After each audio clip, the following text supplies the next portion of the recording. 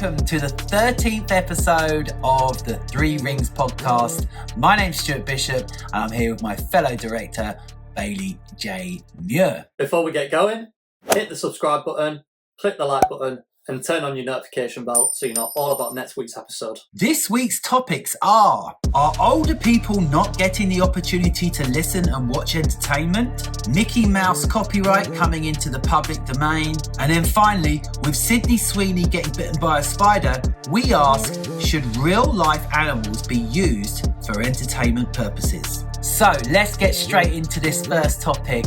And this first topic, basically, we're asking, are older people not getting the opportunity to listen and watch entertainment? Now, the reason we are talking about this today is simply because this has stemmed from the fact that the majority of stuff that Bailey watches, a lot of it, I'll be like, I've never heard of that.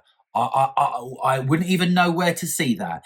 And it's cropping up more and more. So we started to ask, why is that happening? I watch loads of stuff. I'm constantly on YouTube. I'm constantly on social media. But half of the people that Bailey talks about, oh, this famous person and that famous person, and did you watch that? I've got no idea about.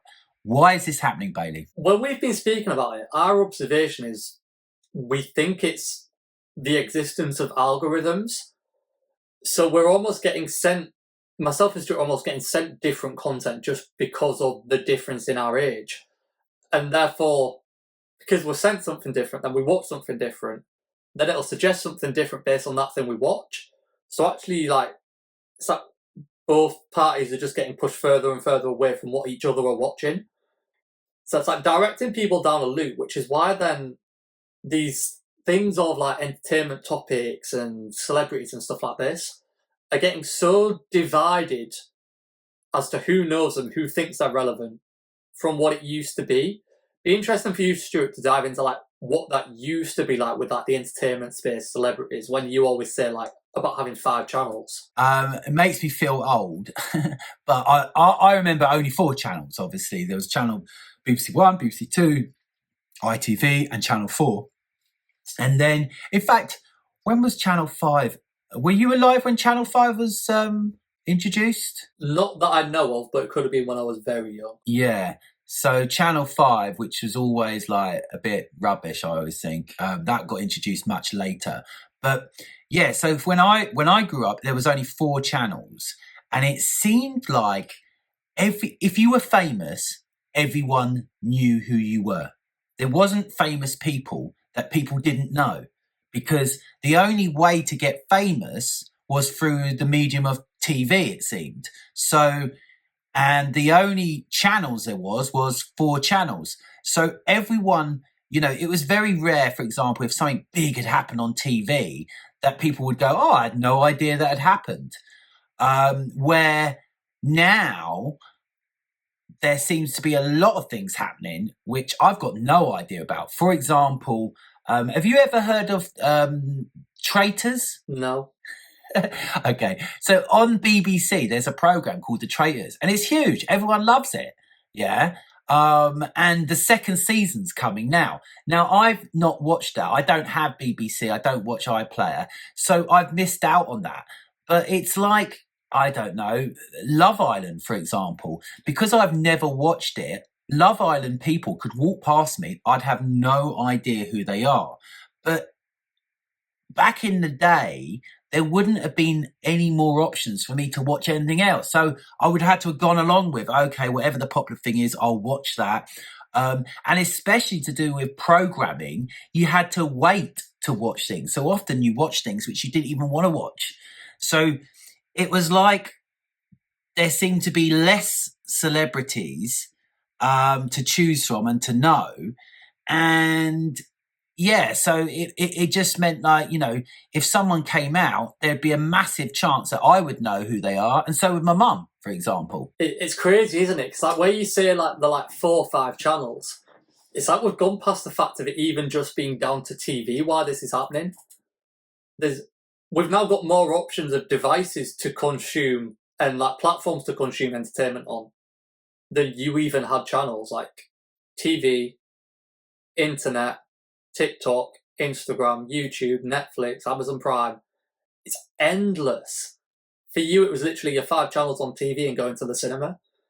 So there's no wonder it's happening because of the amount of stuff. I remember at the end of last year having a similar thought to this. And Stuart, you're probably not even going to know this name I come out with. But the pop artist Madison Bay was on Strictly Come Dancing as a guest performer. And there were so many of like, probably your sort of generation, Stuart, online be like, who's this person performing on Strictly? And for anyone of my generation, we're like, whoa, this is like a music artist. This is a music artist nearly like 10 years deep into their career.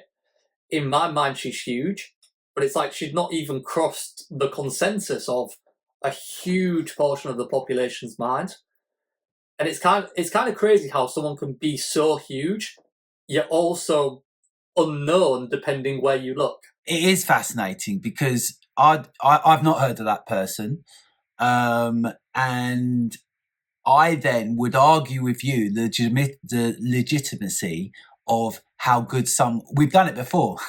We've argued loads on celebs that you've started going on about, and I'm like, who the hell's that? And we've done it the other way around, where I've tried to convince you that these massive artists are huge, and you're like, well, maybe people listened to them years ago, but no one's listening to them now, which is probably true. But we get programmed to think, in my head, the biggest artists are, the Beatles, Michael Jackson, blah, blah, blah. In your head, the biggest artists are Taylor Swift, Drake, the ones who have been these massive artists. It's a strange old thing because I feel like, is it doing good for more people that you've got more famous people? Like, is it that just beforehand there was only that option? Was there masses of people not watching and not being into certain things, and now we've got all these kind of different platforms that you can be a celebrity, you can have millions of followers and still not be known by those people because those people actually aren't important for your fandom or whatever. It's a strange old thing, I guess it almost poses a question of like, is anything actually current anymore? Because obviously in your day, you would know what was current because there's 5 channels and whatever's current is going to be on those channels. Whereas now, like, you can name an artist who was around in like the 90s and I'll have no idea they're still making music. So you'd be like, they're still current, they're still putting stuff out, the music's still huge. And I'll be like, nah, no idea. But in the same sense, it works the opposite way around, that I'll say, well, this person's new and putting this out now, but you haven't heard, which 30 years ago you would have. So is even the new stuff current? I feel like the idea of something being like commercially relevant, actually current, trending is the one thing that I think still does exist. But being current, I feel like we're going away from because we're getting so nuanced. Okay, what about this then? So I think it's got to be that when you say about Molly, who is it? Molly who? Madison Bay. Madison, okay. When you say Madison Bay, I'm thinking Molly May, whoever she is. I don't know. That's Tommy Fury's wife, isn't it? Yes. Right. Madison Bay. Right. It's got to be the people who haven't heard of her who are on the decline, because the people who have heard of her are watching it through and seeing it through the new technology. Who hasn't got that new technology? It would be old farts like me and just the older generation. So we must be on the dwindle. It's like, why do they bring on these people? In Celebrity Get Me Out There, they've always now got an influencer. They've always got on Strictly someone who's a YouTuber. Why are they getting these people on? Because these people are being watched and seen by more people than are actually watching the TV programs. Yeah, but somehow they're still less known to the older generation than the new pop star would have been 30 years ago. I was going to say it's because the media, the alternative media as a news source and as, I suppose, entertainment source still isn't maybe, I don't know. I think it's just possibly that the ones left not knowing are the ones probably out of date. It's like the old EastEnders thing. People think, oh, EastEnders is the most popular programme, isn't it? Well, no, it was 10, 15 years ago. You look at the ratings of EastEnders now, it's like I don't know, the last time I looked, it was like a couple of million, it seemed. So it's like now, those things are just, I don't know.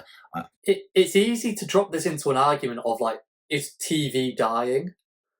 Because, for example, like that I use with Madison Beer being on Strictly Come Dancing, even though she is huge, I found it surprising that she was on Strictly Come Dancing because she's a new artist. Because in my mind she's current, I find it surprising she's there. Which actually also really highlights that whole sort of TV ecosystem where it's going. And I'm not sure that the fact that she isn't on TV isn't why your sort of generation isn't seeing her. Because when you look at TV viewing figures, like, your generation aren't really watching TV either. Both my generation and yours are consuming YouTube, consuming Netflix. But they have that algorithm that TV never had. So even though we're consuming on the same platform, it's giving us very different things. So, for example, we're going to come to Sydney Sweeney later on in this episode, but Sydney Sweeney has just been in the new Rolling Stones music video. If your generation were going to find out about that video, you would find out, oh, Rolling Stones have done a new video, and then you'd be like, who's this random girl in it who everyone's blowing up? Oh, Sydney Sweeney, and apparently she's relevant. My generation will actually find out Sydney Sweeney's in a music video. Oh shit, that's the Rolling Stones. I didn't even know they were doing new music. So that is a great example of like the route that we can both find the same thing, but find it via the opposite route. And it really highlights that divide that we both come to the same YouTube video through a completely different method. You gave the example, I think, when we were having the Taylor Swift discussion about every 20 years or so, that new generation will look at their generation of sort of celebs who were famous and and as they get older, those ones start running out of popularity and they die and stuff like that. And I think, I don't know, it just feels like gradually everything is, I don't know, it feels like we're on a real, these last 2 or 3 years, there's mainstream media is just hanging on it by its thread, and I think you're going to get more and more people who choose not to go on these things and not to release through normal mediums, because why would you when you're not getting the results that you could if you put it on something like YouTube or you put it in a different way, whether it's through TikTok or whatever. But well, this is it. When you look at, like, let's take one of the Sidemen's YouTube videos. Their average viewership is higher than what a TV viewing rate was at its absolute peak. Never mind nowadays.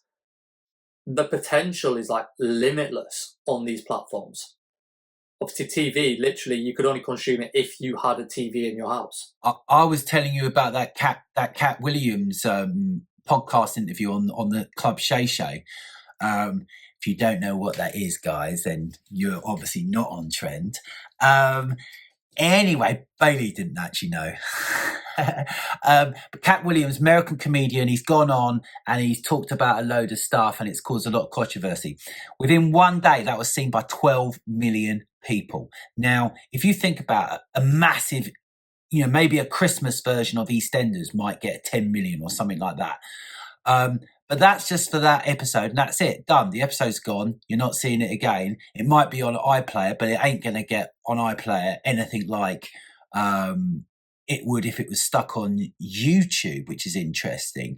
And actually, I don't know if this is a whole different topic, but why aren't people like the BBC putting their content on YouTube? They are. BBC is the biggest news channel on YouTube. No, not news. Why can't you watch EastEnders on YouTube? I mean, that is a very interesting question. I'd suspect probably because they want to plug iPlayer as the future, so it's their version of Netflix. Yeah, but that's never going to work, is it? It's like you can just... Because also, you're not making any money from iPlayer. Where are they making the money from iPlayer? Well, BBC aren't technically allowed to make money anyhow, are they? Because it's TV licence. So it's government funded. No, they can make money because they make money. They can make money, but it has to go back into... there's no kind of... I think they can make money because they have to make money to be able to make the programs. Yeah, that's what I mean. It's non-profit though, isn't it? Like they can't make profit, so they're not worried about that. They're set. They're trying. The BBC needs money big time because without at some point, already. I don't know what the statistics is. You go online, you can see it's up to 60-70% of people who are paying for a TV license now. So they're losing they lose that TV license, the ability to be able to give that. That's over for BBC. So it's like, I just don't get why they're not sticking on old catalogues of EastEnders, because that would surely, that would, a version of EastEnders, if they stuck that on a week after, that could get, it could get a million, it could get a million people watching it. They could make, I don't know. The tough thing here is when you dive into that BBC business model, isn't it? Because as we know, TV is dying. So in 10 years' time, they're not going to be able to charge the TV license anyhow. But I don't think they're going to get away with going like, oh, now you have to pay your YouTube license. But the point of the BBC is that it's government funded. So when it gets to a territory that media is only in a place that you can't license it, then I feel like the BBC has no choice but to go anyhow, because the core of it is government funded. Once the government can't fund media, it's gone. Just going back to our original, what we were talking about, since the pandemic, celebs seem to have had to choose, are they going to go for a mainstream route, or are they they've been given this opportunity to go alternative media. And the ones who are going more alternative are getting, some of them are getting huge success. For example, Joe Rogan is the most watched thing in the world. Or most watched podcast, should I say. But it's like, if you're choosing still to go on mainstream media, then you're limiting your audience.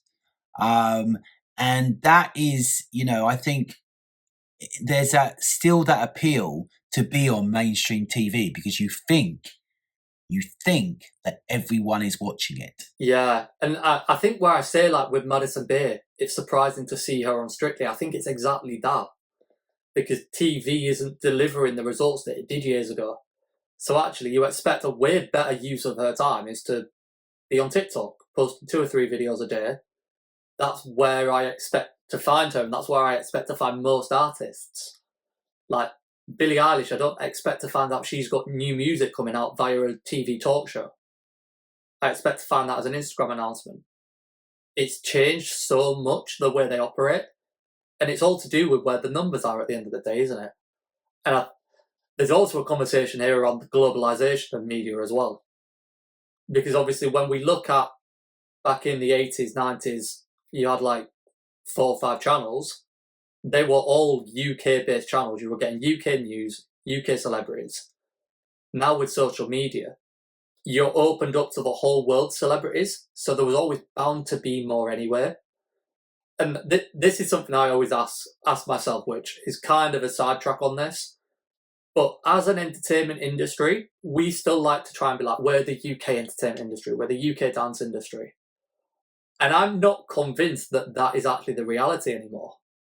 I really feel like when you look at the financial economics of the entertainment industry, It is now just global.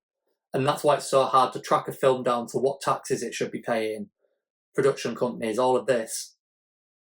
There's no real separation between this is filmed in England, this is filmed in Australia, this is US. It's all everywhere. The celebrities are all everywhere. We've got people who we look at like iconic British celebrities who aren't actually British. Americans have celebrities they think are their own that are actually British. It's like we haven't realised that we've globalised. It's like people are being cut off without knowing. We're being, I'm being cut off from younger audiences, celebrities, because I'm being told by algorithms that actually this is what I like to watch. So I'm going to not show you anything that you might not normally watch. Because that's how you find out new artists, by watching something, someone recommends you something, you think, oh, okay, I'll give that a try. But if my fellow people my age are also getting the same stuff that I'm getting, I'm not getting recommended anything new. The only reason why I'm quite hip and trendy is because I've got you as a business partner telling me about the Molly, who? Madison Beer. The Madison Beers, and who was the girl who was number one over Christmas? She wasn't. Tate McRae. Tate McRae. All these people. I mean, who the hell are all these people? I've got no idea, but I do because they're coming into our conversations. But I can't imagine my mum has got any idea who Molly. No, not. I was going to say Molly Malloy. Madison Bay and Tate McRae. She might have heard of The Weeknd, but she hasn't. Maybe she might have heard of Drake, because I'm sure Drake's all over the bloody radio. But I can't. I just, it's I feel like our younger people do younger people even care about the older people? This is the thing. Do they? Why? Do I care about 1940s and 50s acts? No, not really. Apart from the ones, that you might have heard of, Buddy Holly, and then going into the 60s, the Beatles and Rolling Stones and all that. You care about them because we're told we must care. But in between that, there probably were hundreds and hundreds of great, acts and celebrities and that. But it's like we are choosing the ones that will be immortalized, and everything else is just getting eradicated, basically, because there's just so much now. It definitely is like driving a division between the age groups. Because something I said yesterday is like, I would imagine if you were to set up 2 brand new Instagram accounts today and tell it that one of them was a 20-year-old and one was a 40-year-old, even when it just gives you your first list of suggested people to follow, it will give you a completely different list of celebrities. So it's like from the very first sign up, it's already pushing you down a different track. And I think that's why it's going so far to that direction that I don't know anyone you know, you don't know anyone I know. It's like made to be that way. I'm not sure if it's a good thing or not. I feel it's a good thing for the people providing the entertainment. Like for ourselves in an entertainment industry, incredible. But in a public sense, probably not, because people have nothing left to connect on. Well, it also creates very narrow-minded people.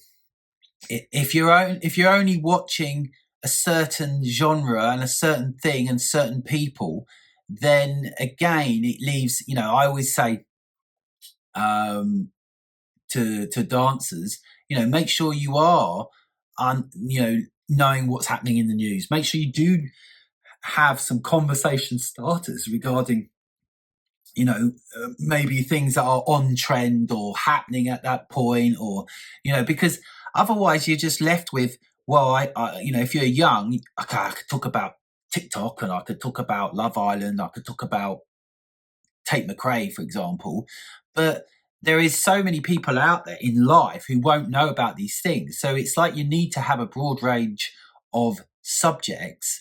And me as an older person, I know it's important for me. I've got to know about who's still trending and who's still this, because I'm in the entertainment industry. Otherwise, very quickly, you're seen as just a fuddy duddy who's got no idea what's going on. Hence, my timeline's full of commercial dance and music artists and things like that gradually I'm following, so I can keep on. Right, these are the choreographers who are trending. These are, this is the how did we hear about Mana Dance Studio? Because we were following dancers who were then going there. So it's, I suppose, to us it's important. It might not be important to normal people, but I firmly believe the more you are aware and socially aware and just, socially aware, politically aware, just media aware, I think the better it is for you, because I think you could be excluded if you've got no information and no knowledge about certain things and certain things which are out there in the public. Yeah, what's interesting there as well is you say you managed to stay up to date by making a conscious effort to follow the right people, which is a very Instagram algorithm way of social media. But then when you look at TikTok obviously being what's really dictating what is trending in entertainment right now, TikTok, you can't even do that. The algorithm is so generated on a basis of you watch this video all the way through, so we presume you'll like this video as well and this video. It doesn't really have a feed of it's showing you who you follow. It works a completely different way. So instead it's suggesting content to you every time you scroll. You haven't chosen any of it being there consciously. So with that, the more that really takes hold of the entertainment space, the harder it is to even be able to make a conscious effort to stay up to date. It's almost like TikTok will just decide when you're out of date and that's you done and you'll never get back on trend. Instagram, at least you can try and follow the right people. So that TikTok is a real difference maker again, in where this has gone so far in the past few years of now we don't know who each other are talking about. I think you just got to keep on it, really. I just think, some things aren't that important. It's not important to know the winner of Love Island, but I think it's important to just to know of cultural sort of events, to know of Love Island. Okay, I understand what Love Island is and I understand the concept. To know of, a Game of Thrones, or, especially if you're in entertainment industry and, people always get shocked when I'm like, I've never watched or read any of Harry Potter. Now that's just one thing. But if I was in a room and we're talking about, popular programs, and you've got nothing to say, and you've not heard of any of these people, you're going to be seen as boring. You're going to be seen as out of touch. So, it's. I don't know. I don't know if it's important or not. I really don't know. But what I do know is that there seems to be a ever dividing gulf of sort of knowledge from older people to what they know, to what the younger people know, and that the younger people don't want to know about the old stuff. And I'm sure this has always been the same, when you get your parents going, oh, in my day, and this is that song of this and that, blah, blah, blah, blah. But I don't know. I feel like when I was during the 80s and 90s, everyone was kind of forced to know because it was everywhere. Michael Jackson, for example, everyone knew him. When Britney Spears came out with Baby One More Time, that was everywhere. Everyone knew it. Now, name something that's come out recently that everyone knows about. Couldn't do it. I mean, I'm sure there is. I think the only thing you could still do it with is films. And the Barbie film, Oppenheimer. Yeah. Everyone knows. The Barbie film. I would say yes, you're right with the Barbie film. Other than cinema, I don't think there's anything that does it. I don't think the music industry does it anymore. TV certainly doesn't. It's only cinema left. I feel like every calendar year you go back to, everyone would probably be able to name the top 5 films of that year. Yes. Well, apart from the pandemic years. But that's another interesting thing as well, because that only actually relates to cinema.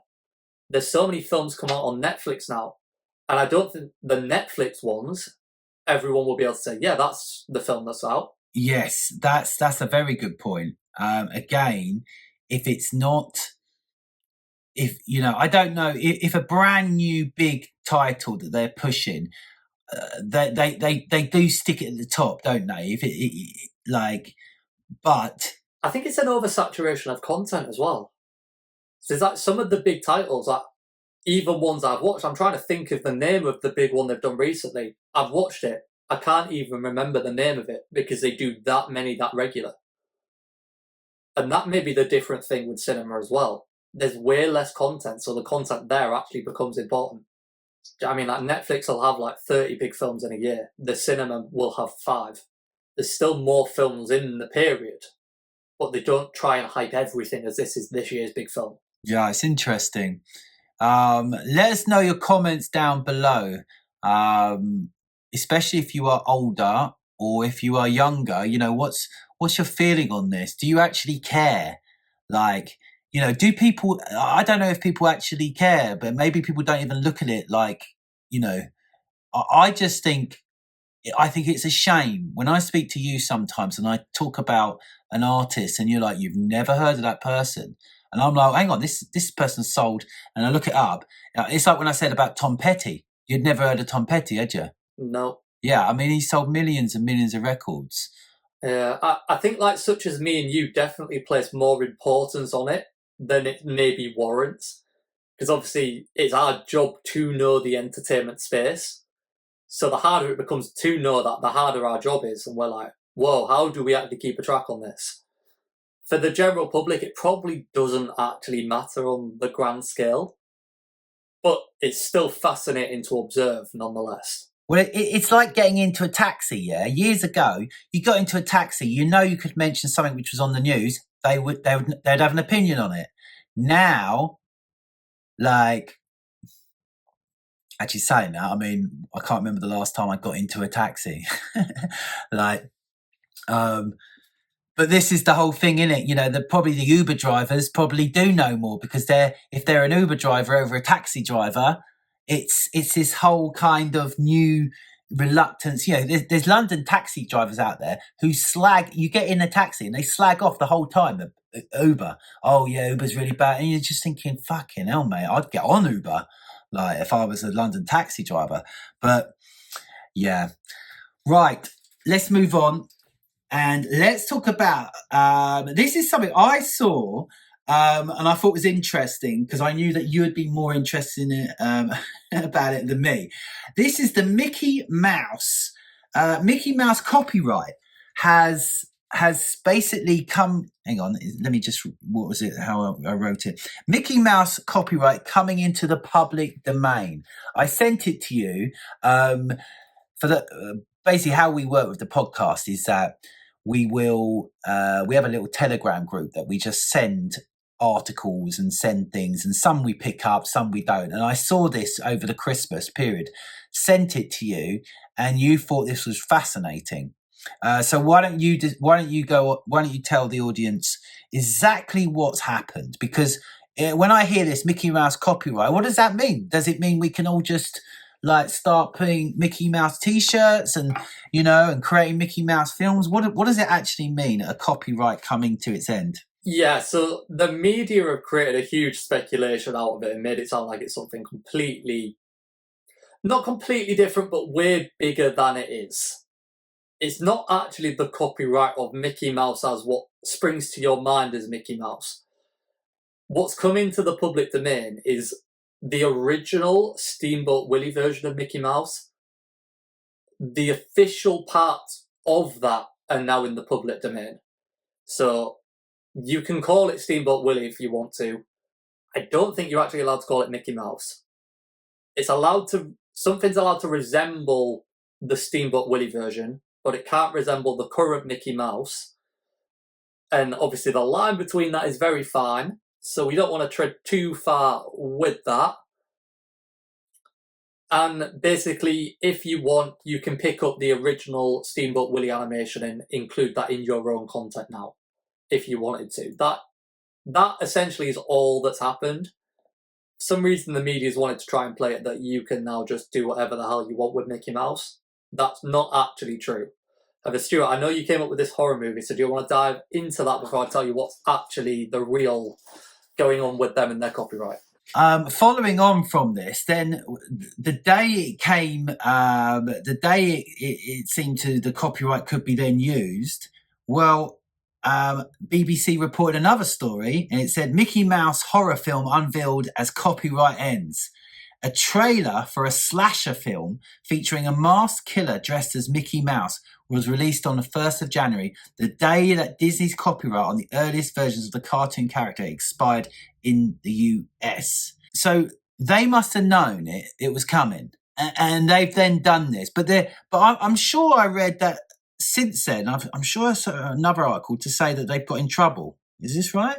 Yeah, they have got in trouble. So this is where the media's been building up to this coming into the public domain for about a year. And they've basically spread a false narrative that it's Mickey Mouse, which it isn't. As I've just said, it's a Steamboat Willie. So this horror film have done it very heavily played on. It's the Mickey Mouse horror film. That is not in the public domain yet. It will come in, I think, the very current version of Mickey Mouse 1, but the iconic version will be probably about 20 years off coming into public domain. Basically, it expires after, I want to say 80 years, but it might be 100. I can't remember exactly what the copyright law is. Why would you? Well, I don't get it. Why, if that's, let's say that's, I've created Walt Disney. Yeah, Walt Disney created Mickey Mouse, didn't he? Right? Why would he why, if you create something that's yours, why on earth should a copyright end? So it's meant to exist to actually carry on the legacy of your work. So it's intended in a way that Walt Disney makes Mickey Mouse. So when Walt Disney dies, if copyright doesn't expire, Mickey Mouse dies with him. So it's allowing it to be used in other content so that it keeps happening. Otherwise, let's take a William Shakespeare play. That would have never been used after about 300, 400 years ago because it's owned by him, so he's the only person that can direct it. It's put there to allow stuff to carry through generations. Take your classic ballets, Swan Lake, Tchaikovsky, stuff like Shakespeare. That's what the copyright law is intended for.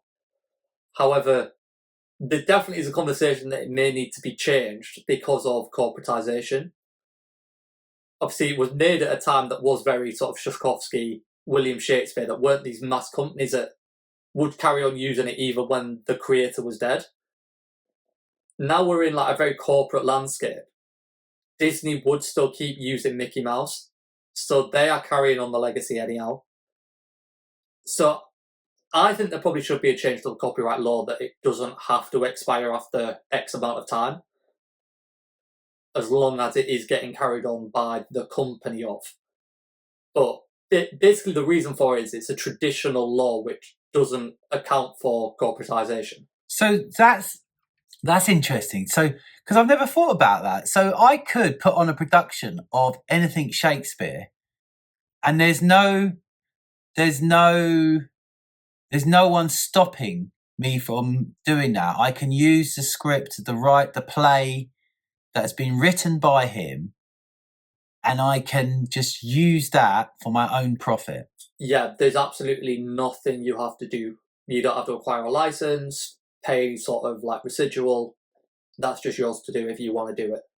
So like, you know, like when like a school wants to do a production of Chicago, they have to buy the script. I can't remember exactly what the timings are, as I say, but there'll be some point in the next 100 years that the copyright on Chicago expires, and then anyone could just do Chicago and you don't have to buy the license anymore. That's basically how it works at the moment. And what about, so don't you have a choice if it's, so, you know, for example, Disney, you're saying they don't have a choice about this? No, that's just how the law works at the moment. You can't renew your license. Seems a bit unfair, doesn't it? But you're saying anyone who really would care is dead anyway. Yeah. And the thing is with copyright isn't really something that you can renew anyhow, because copyright, the way the legal system is set up with copyright law, as the creator, you automatically own the copyright anyhow. That's like due to you. You don't have to like register it or anything like that. So as long as you can prove you're the creator, your copyright is valid. So that's another sphere to that of also why you can't renew it, because it doesn't really work on a renewal basis. I see. It's interesting, isn't it? Because, you know, there must be companies out there making a lot of money on stuff which is no longer copyrighted that people would think are copyrighted. I can't think of examples, but like you said, the ballets or opera. You know, when you've got something by Puccini, I don't even know who Puccini is or whether Puccini is alive or not, but it feels like, or Madame Butterfly. Who wrote Madame Butterfly? When was Madame Butterfly? I'm going to Google that. Originally made by Puccini. There you go. See, I'm not that thick. Right. And it was made written 1904. So yeah, that'll be in public domain. Put on a performance. Obviously, I'd have to pay for the theatre and all that, blah, blah, blah. But I could put on a performance of Madame Butterfly and there's no copyright on that. And there's no one's going to charge me, nothing. It seems a good business idea, isn't it? Get whatever's copyrighted and just start printing T-shirts and. Yeah, for sure. I mean, when you think of this in a music sense as well, like it's a very generational thing. But people will probably know when you go on YouTube, you can't just upload Justin Timberlake's new song on your own channel and make money from it because there's a copyright. But you're well within your rights to go and upload Beethoven, and you will still farm a hell of a lot of views off that. But the copyright's expired. The question then I've got is, what does this mean for the? When I say I've got, I write it down as a tail ender of the topic. What does this actually mean then for the future of copyright? You know, now that we're in a much more corporate kind of profit making, and you know, anything can be turned into 1,000 different types of content, it seems. Where do you see it going? Do you see the laws being, you know, changed or it being used in a different way? I'm not sure, to be honest, because if you asked me this last year, I would have said I expect the law to be changed before Steamboat Willie comes into the public domain. So the fact it hasn't, then I think actually it probably won't. You're saying I could go and create a limited edition Steamboat Willie t-shirt set. You could create a t-shirt set that has the official images from the animation on. I think it has to, don't 100% quote me on this, but I think it has to be from the original thing. You can't start taking that character and putting it into other new things, you're saying? Yeah, I think that's where the horror films kind of run themselves into trouble. It's like Beethoven's work. You can upload the work to YouTube, but you can't do your own remaster of the work. Can I sell it? Yeah, you would be able to, yeah. Whether you could sell it in its original form, I don't know, but I'm sure you'd be able to sell it on a compilation album because then you've done some creative work. Because surely there must be some kind of, I don't know, I mean, isn't it, you know, like Roald Dahl or Lord of the Rings, there's like trusts that look after, like there's the Roald Dahl Trust, I'm sure there is, and there's a Tolkien kind of trust, which is run by the Tolkien family. Obviously, he died years ago, but I suppose it depends on its popularity. But yeah, I'm just thinking I might create a classical music compilation. I mean, because, well, if you were famous, let's say, let's take Rob Brydon, who's got his Spotify things. I'm sure he did this, where he created a compilation album and was released So let's say you're Rob Brydon and he was into classical music. He could release a Rob Brydon's classical music. No, hang on. Music's going to be owned, isn't it? The recordings of certain people are going to be owned by some kind of Universal or something like that, surely. They are, but that is different to copyright. Right, I'm writing it in there. Are Beethoven songs copyrighted? Musical scores and recordings are protected by copyright law, but many classical composers like Mozart and Beethoven no longer are covered under laws because they died long ago. Their works are public domain. This means you can freely use their compositions however you want. Yeah. The masters and publishing is what record labels own, and that's different to copyright. If there's anyone watching and you think you know more about copyright, let us know in the comments. Can I release... I want to know, can I create a Stuart Bishop Presents Beethoven album and make all the money from it? Or am I going to have to go through a record company? I think they got to somehow, someone's got to own that shit. They can't... I mean, it says... I think you can just do it, honestly. Right, we need to get this podcast massive, yeah? And then start...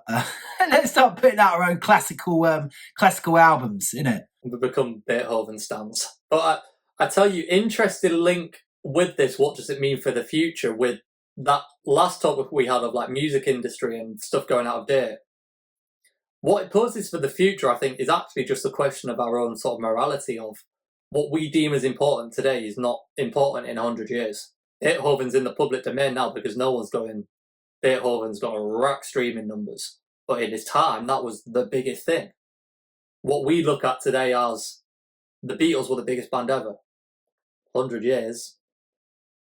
They may get mentioned once or twice a year, but not really. And that again is why copyright expires, because stuff actually becomes more irrelevant over time. Even Shakespeare, it's still performed today, but it's nowhere near as commercially viable as Hamilton, for example. Oh, I don't know. People might argue with that. I don't know. I mean, every now and again they bring out, do you remember? Well, actually, you probably don't. Yeah. Do you remember when Leonardo DiCaprio, he was in Romeo and Juliet? At that point, massive. I feel like Shakespeare could always come back. Oh, it could always come back, but it's not as commercially viable as the most on-trend thing in that moment.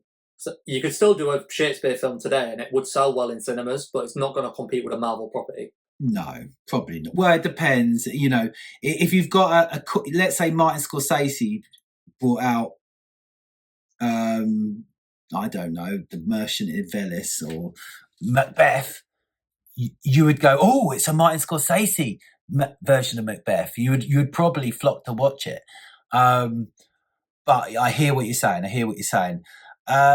We have got to we got to come to the end very soon. So why don't we go on to our final topic, which is another celebrity that I had no idea about. Sydney Sweeney. Who's heard of Sydney Sweeney? Let me know. Bailey, you've heard of her, haven't you? Yeah, that all of our working dancers will know exactly. Anyone else? Maybe. I mean, I was surprised you didn't know of her, to be honest. What's she been in? Euphoria. Never heard of it. Biggest TV series of the past 10 years, probably. No. I mean, that's the big thing. Other than that, I'd expect you to know from the Rolling Stones music video. She has done some other films, but nothing that's been of like huge acclaim. But I mean, she's phenomenal at what she does. Right, so you're saying she's not a proper celeb then? Is that what you're saying? No, not at all. Okay, why are we talking about her? She's been bit by a spider, apparently. Is she dead? No, she's not dead.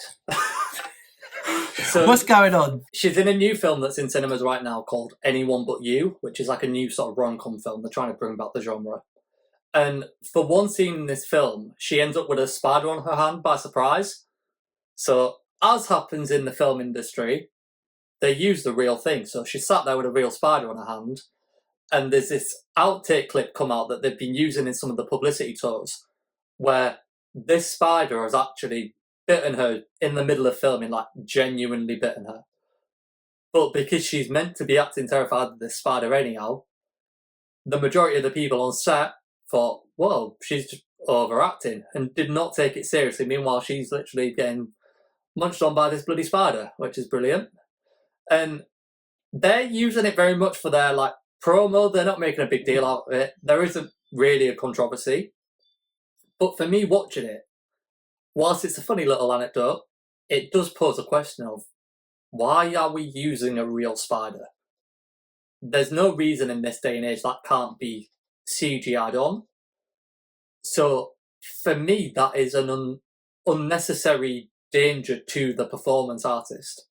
Obviously, there's stuff in place anyhow. They're never going to do that with like an actual like poisonous spider. But nonetheless, it's bitten her. Like, that has caused harm, which for me I think is unnecessary. What would your take on that be, Stuart? It's a case of, you know, that the old saying of never work with kids and animals.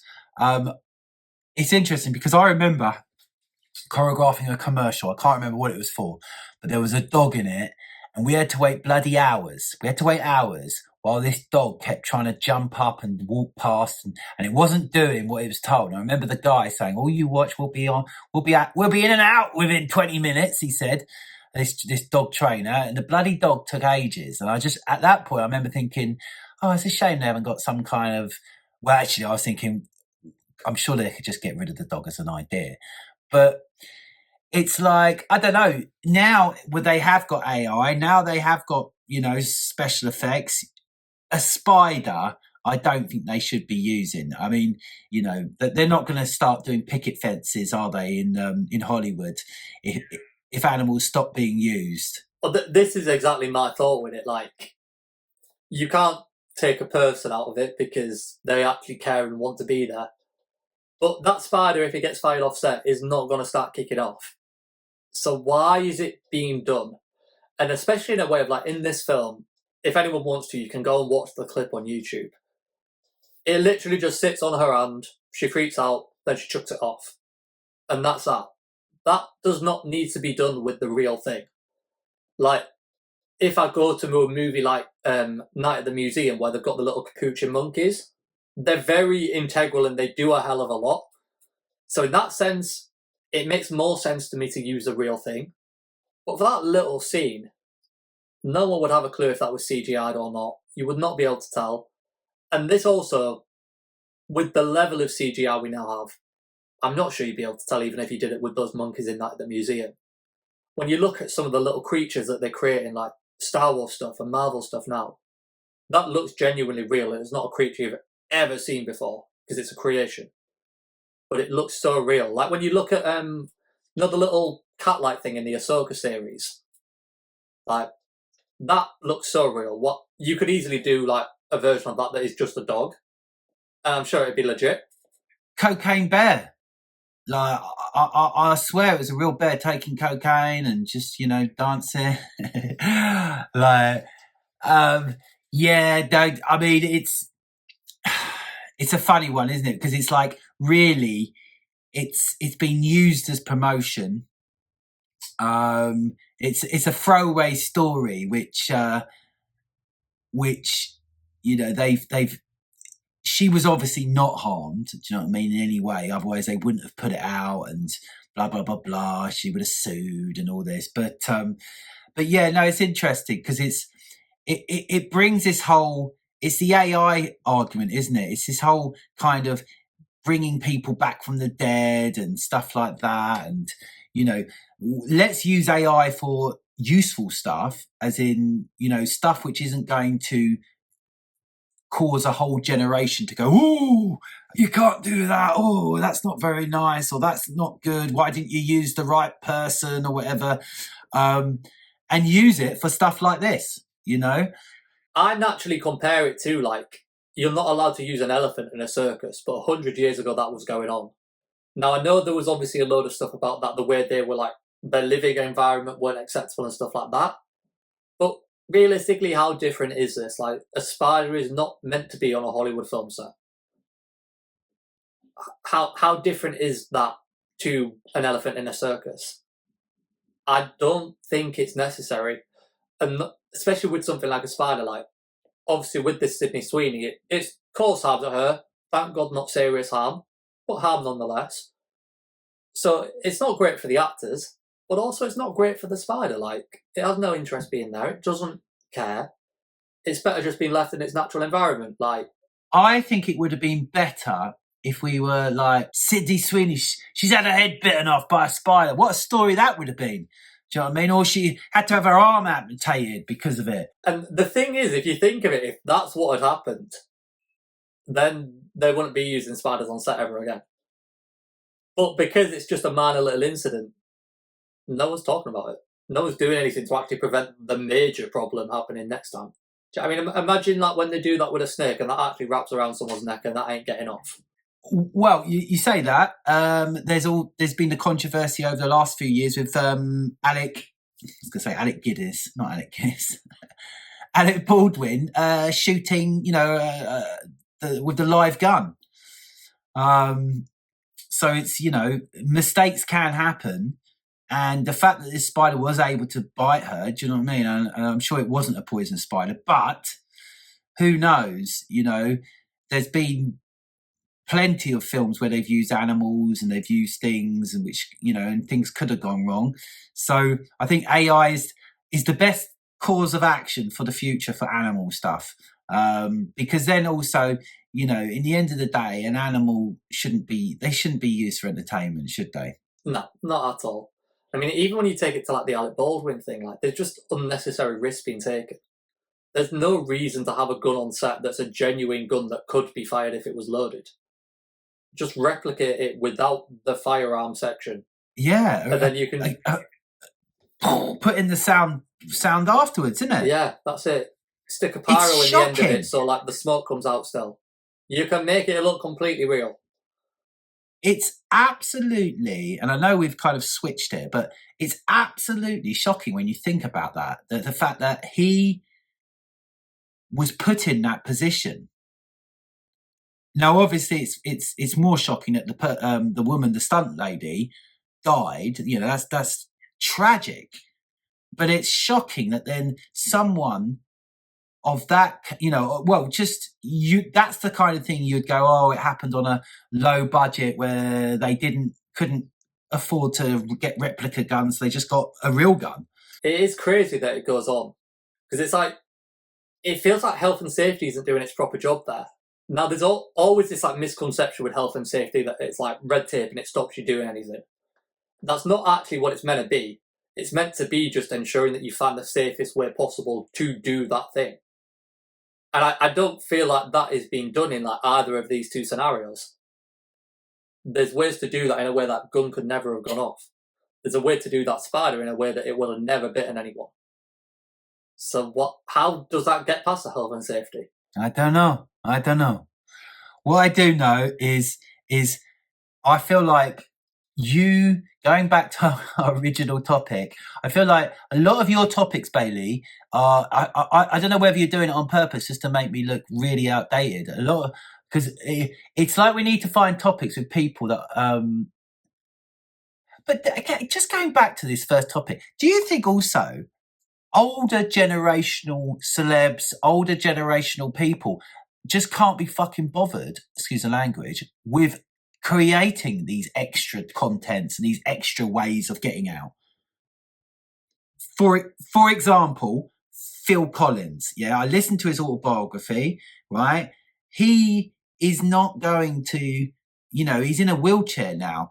Like, he's just got his music left. He's not going to go and do some kind of new type of technology thing, is he?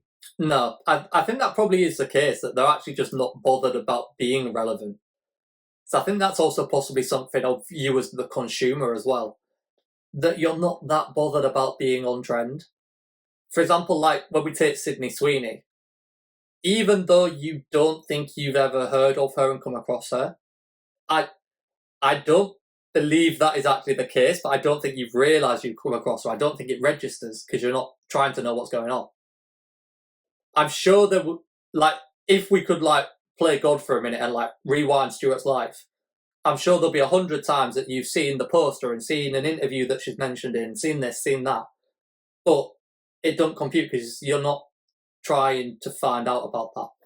I don't know. I think that's possibly right with a lot of people, but just with her, nothing comes to me. Even when you say this word euphoria, nothing. I see euphoria, and that was a rave back in the 90s. Like, it's like that whole phenomenon that when you buy a new car, you buy it because you think, oh, I don't see that around, but the second you buy it, you see everyone in that car. Like, I bet having had this conversation over the next month, you'll be like, fucking hell, Sydney Sweeney is everywhere, actually, isn't she? Same as you did with Tate McRae. You then were like, oh, I saw on the BBC today. I'm like, there we go. Yes. Yeah, I start annoying you with like random articles. You're like, yeah, I saw this about 5 years ago. Well, I mean, you know, it goes both ways, doesn't it? There's me educating you earlier on Club Shay Shay, which is a podcast by an NFL guy who I've never heard of, but Shay Williams, I think that's who he was. He was a very well-known NFL who I'd never heard of, but his thing's called Shay Shay, and he had Cat Williams on slagging off Kevin Hart and all these other comedians because someone had said this, but you had never heard of any of this. So, and it's 12 million views in one day that episode got. Yeah. But I bet if you rewind, I probably scrolled past the tweet last night about it and just didn't register. Without doubt. It was everywhere. Well, there you go. Before we end, I just wanted to say, if you haven't seen our latest guest episodes, then do check them out because we've got many more guests coming. We were meant to have a guest last week, but we've had to rearrange. But we've got next week, we've got a guest coming. And then the week after, we've got a guest as well. So we've got two or 3 weeks of guests coming up, haven't we? Yeah. Be a good little blast of guest episodes. Some really good people coming on. It will be a blast. So before you leave us, hit subscribe, click the like button, and turn on your notification bell so you know when we're back with that guest episode next week. Right. Coolio. Brilliant. Awesome. We'll see you. Thanks for joining. Do put down the comments, spread, as Bailey said, subscribe, do everything you need to. Thanks for watching. Bailey, I'll see you. We haven't got a meeting afterwards actually today, so I'll see you probably tomorrow. And we'll see you next week. Every Thursday it comes out, so do keep supporting. Thank you very much. Laters.